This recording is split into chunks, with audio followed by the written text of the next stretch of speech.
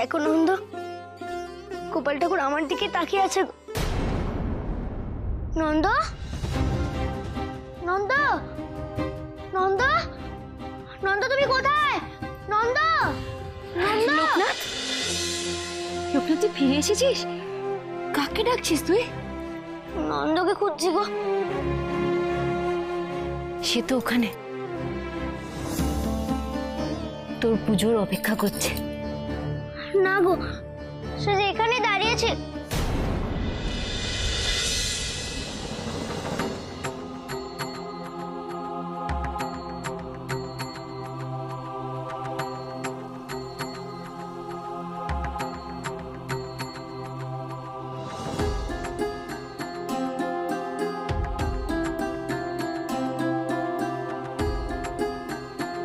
তুমি চলে গেলে?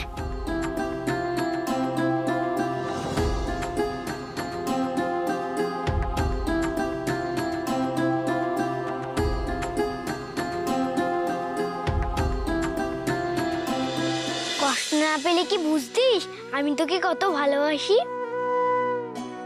আর না বুঝলে তুই কি আমাকে বারবার ডাকতিস? কিন্তু তোমাকে তো আর বারবার ডাকতে পারবো না নন্দ। আমি তো সেই দূরে হিমালয়ে চলে যাচ্ছি। তোর মনের মধ্যেই যে আমার বাস, তুই মন থেকে আমাকে ডাকলেই দেখা পাবি।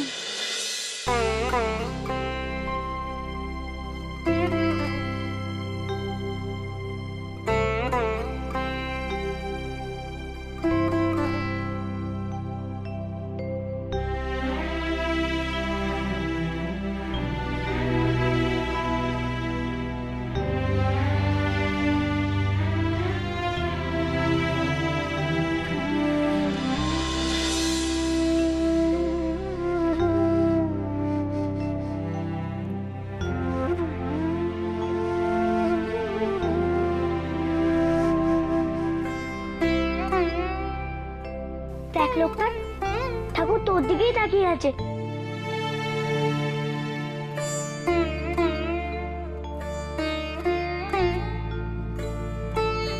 জানি রে বেন, ঠাকুরের আমার উপর আর কোনো রাগ নেই। তোর মনে শান্তি হয়েছে তো? নে, এবার পুজোটা শেষ কর। কাল সারা রাত আতঙ্কে ঘুমোতে পারিনি রে। ভয় হচ্ছিল যে যদি কোনো বিপদ হয়। তুই অমন ভাবে আসন ছেড়ে চলে গেলি। যাক, ঈশ্বর হয়তো জানতেন যে তুই ঠিক ফিরে আসবি, তাই তোর পুজোর অপেক্ষা করছিলেন। নে বাবা, তোর পুজো তুই শেষ কর। ওরে লোকনাথ, তোর সাধনার দায়িত্ব আমি নিয়েছি, তাই তোর পুজোর তন্ত্রধারক আমিই হব। আয়।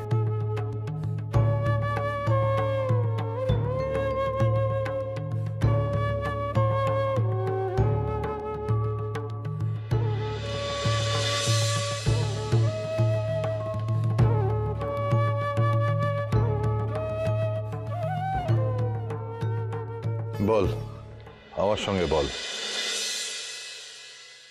হে কৃষ্ণ করুণা সিন্ধু, হে কৃষ্ণ করুণা সিন্ধু, দীনবন্ধু জগৎপতে, দীনবন্ধু জগৎপতে, গোপেশ গোপিকাকান্ত রাধাকান্ত নমস্তুতে। গোপেশ গোপিকাকান্ত রাধাকান্ত নমস্তুতে।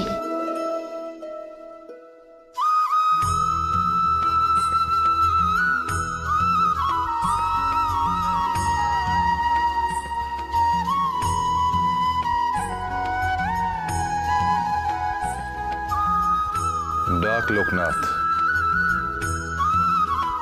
ঈশ্বরকে প্রাণ ভরে ডাক। এমন ভাবে ডাকবি যাতে উনি তোর ডাকে সাড়া দিতে বাধ্য হন।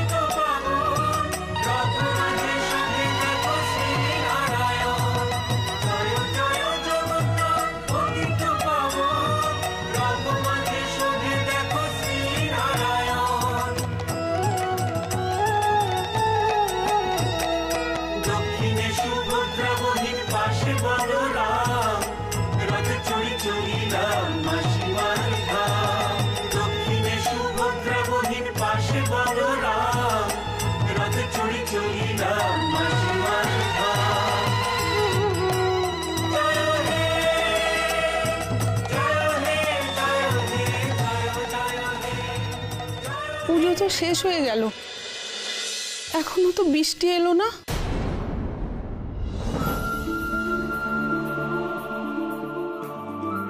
যার টানে হিমালয় আসে তার টানে বৃষ্টি এলো না। আমি বলছি এ হলো মাঝপথে পুজো ছেড়ে চলে যাওয়ার ফল। ঈশ্বর কুপিত হয়েছেন।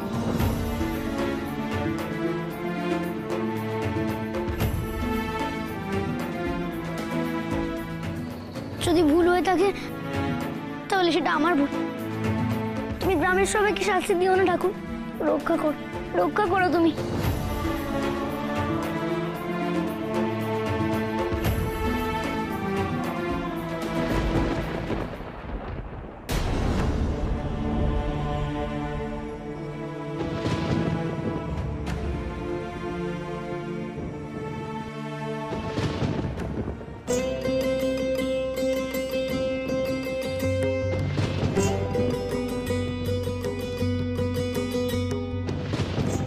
ওই তো ভাই গুড় গুড় করছে, লোকটা তোর কথা ঠাকুর শুনেছে রে।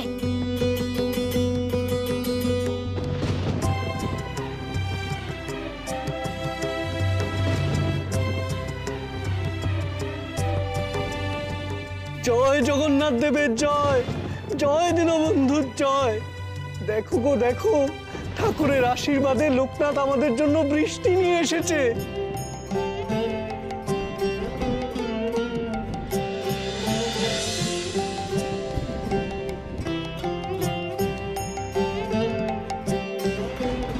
তুমি লীলাময় প্রভু, তুমি জগতের পরিত্রাতা, প্রণাম তোমায়। জয় জগন্নাথ, জয় জগন্নাথ।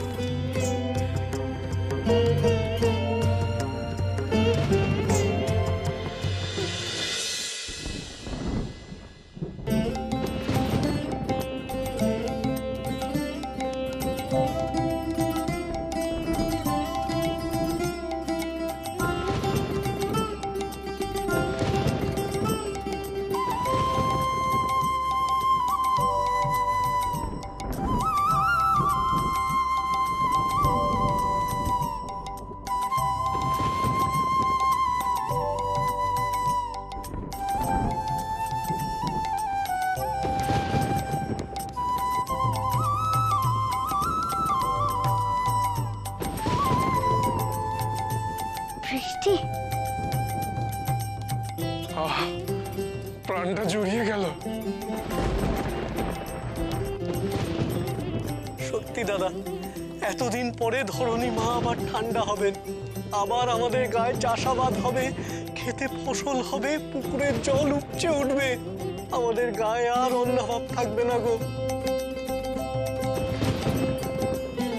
সত্যি লোকনাথ, তোমার জন্য আমাদের গা প্রাণ ফিরে পেল। জয় লোকনাথের জয়, জয় লোকনাথের জয়, জয় লোকনাথের জয়, জয় লোকনাথের জয়, জয় লোকনাথের জয়, জয় লোকনাথের জয়। মিলেছে, লোকটাতে কত অক্ষরে অক্ষরে মিলেছে। উল্টো রথের পুজো শেষ হতে না হতে কেমন বৃষ্টি এলো দেখো। আমি জানতাম লোকনাথ ওর কথা রাখবে। আজ মা হয়ে গর্বে আমার বুক ভরে যাচ্ছে। আমার কাজ শেষ শিবশম্ভু, এবার নিশ্চিন্ত মনে আমি হিমালয়ে যাব। কিন্তু এই যে অযোধ্যায় বৃষ্টি হচ্ছে, অতি বৃষ্টি হয়ে আবার বন্যা হবে না তো? ও লোকনাথ, বন্যা হলে কি হবে বলতো বাবা? তুই উদ্ধার না করলে আমরা তো ভেসে যাব।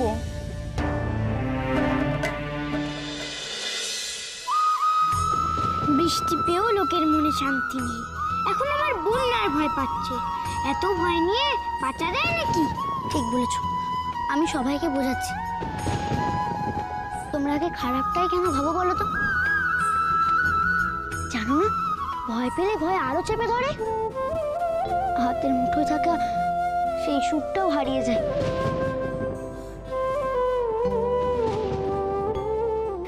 জীবনে তো সুখ দুঃখ আসবেই।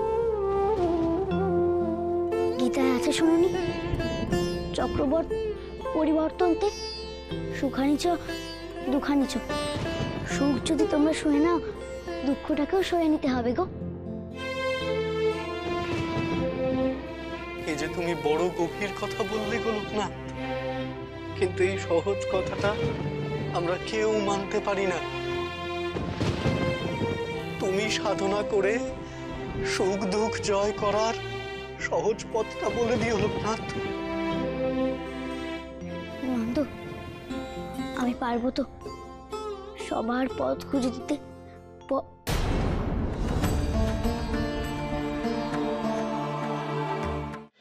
এবার চল লোকনাথ।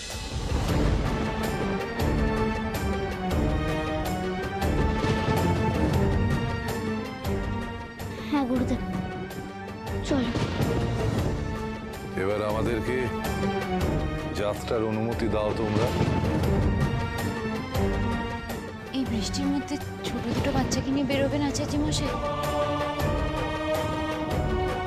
আমাদের পরে পথ যে আরো দুর্গম শর্মা কাকি। বৃষ্টি তো সেখানে কিছুই নয়, তাই আমাকে আর কিছু টেকো না গো। ঈশ্বরের কাছে প্রার্থনা করো, হ্যাঁ আমি যেন আমার লক্ষ্যে পৌঁছতে পারি। তোকে আটকানোর সাধ্য কি আমার আছে বাবা? যা, তোরা যা, ঈশ্বর তোদের সহায় হোক। লোকনাথ, বেনি, যা, যাবার আগে বাবা মাকে বিদায় জানিয়ে আয়। যা।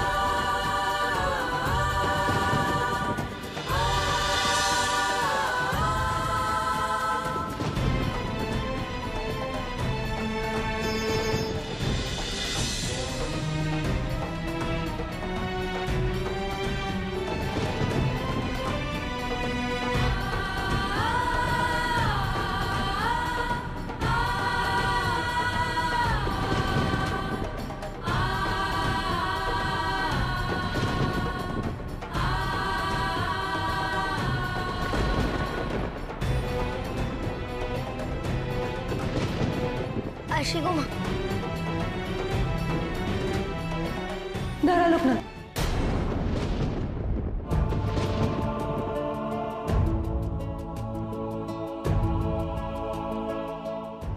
এইভাবে পিছু ডাকতে নেই কমলা, পথে বিপদ হলে।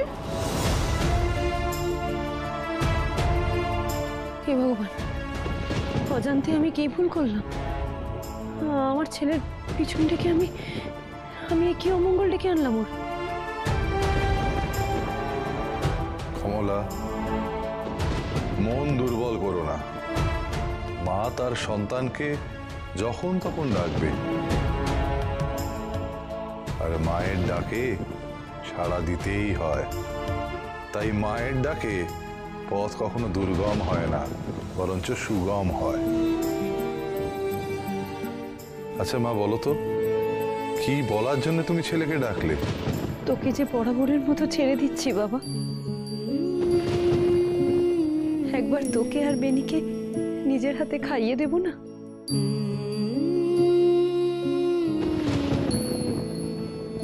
মনের কথা বলেছো কমলা। জানি না ওরা মস্ত বড় সাধক হয়ে আমাদের গায়ে ফিরে আসবে কিনা, তাই শেষবারের মতো ওদের দুজনকে খাইয়ে মনে তৃপ্তি পেতে চাই। ছেলে দুটো এতটা পথ যাবে, ওদেরকে খালি মুখেই বা কি করে এতটা যেতে দি বলো? এতে যে গ্রামের অকল্যাণ হবে, তাই না? আমাদের খাওয়াতে তো তোমাদের খুব কষ্ট হবে গো। আমি তো জানি সবার ঘরে ঘরে অন্ন বারণ তো। আমার ঘরে তো অন্যের অভাব নেই বলো, আমি তো চাইলে সকলকে খাওয়াতে পারি। ও কমলা, তোমাকে আর তোমার ছেলেকে অনেক অত্যাচার করেছি গো, অনেক পাপ করেছি, প্রায়শ্চিত্ত করতে হবে না? তোমাদের যত চাল ডাল লাগে সব আমি দেবো, আমার ঘর থেকে সব আমি দেবো। সত্যি বলছো মা? তুমি দেবে? হ্যাঁ রে বাপ, সব আমি দেবো। তোকে অনেক কষ্ট দিয়েছি, লোকনাথের কাছে একটি বারও যেতে দিইনি। আমার চোখ খুলে গেছে গো, আমার চোখ খুলে গেছে। চলো গো, এই চলো গো, তোমরা চাল ডাল নেবে, চলো চলো। এই পুণ্য অর্জনের সুযোগ আমি হাতছাড়া করবো না। চলো চলো চলো চলো চলো।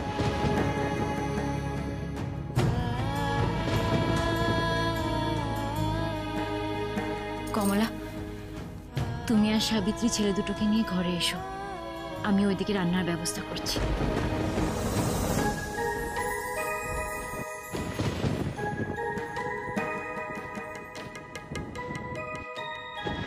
সন্ধ্যা, তুই কি এখনো লোকনাথের উপর রাগ করে আছিস? না গো না দিদি, লোকনাথ সবার কষ্ট দূর করলো, আমার কষ্ট দূর করার অনেক চেষ্টা করেছিল, তাই আজ আমি ওর ঋণ শোধ করবো।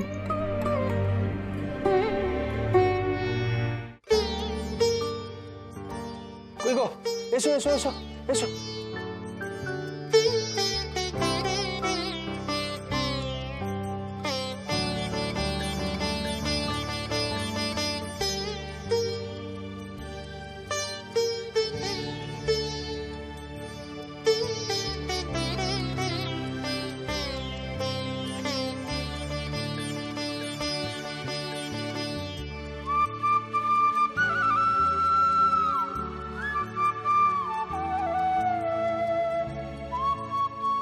কি টুলু কাকা, মদন কাকা, এরা কি কেউ আসেনি? না রে লোকনাথ, ওরা তো কেউ পুজো দেখতে আসেনি। ওরা পুজো দেখতেও আসেনি? কিন্তু কেন? আয় আয় এদিকে আয়, তোদের কি সব সেধে আনতে হবে? কিসে এত মান শুনি?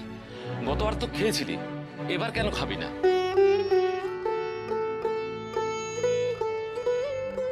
দেখ না লোকনাথ, ওদের ছোঁয়ায় পাছে পুজো নষ্ট হয়, তাই আসেনি সব। বলি, তুই সবার চোখ খুলে দিয়েছিস, আর আমরা কি এখনো অন্ধ হয়ে থাকবো? তুই তো আমাদের বুঝিয়েছিস যে ভেদে শুধু ভেদাভেদ বাড়ে, লাভ কিছু হয় না। আমরা কি এখনো ওদের দূরে ছড়িয়ে রাখবো? এই আমি বলে দিচ্ছি, জমিদার বাড়িতে দাঁড়িয়ে আজ থেকে এই গায়ে কোনো ছোট বড়, উঁচু নিচু জাতের কোনো ভেদাভেদ কিচ্ছু রইবে না।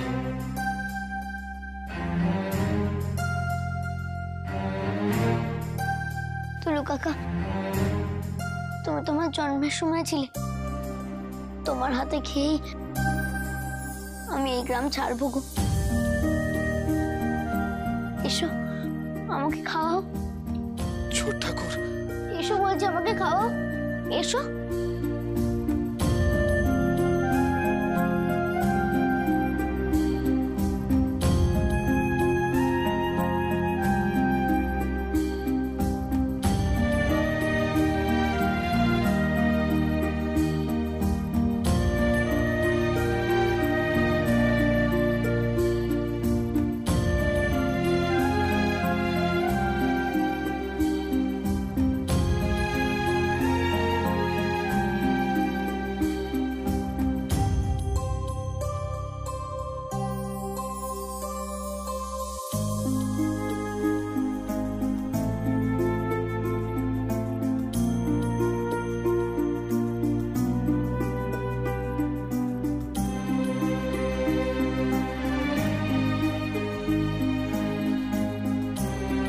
আজ ঈশ্বরকে প্রসাদ খাওয়ালাম গো।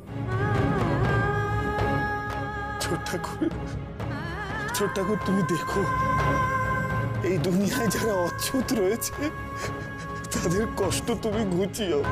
তুমি তো আমাদের ভগবান গো, তুমি তো আমাদের ভগবান।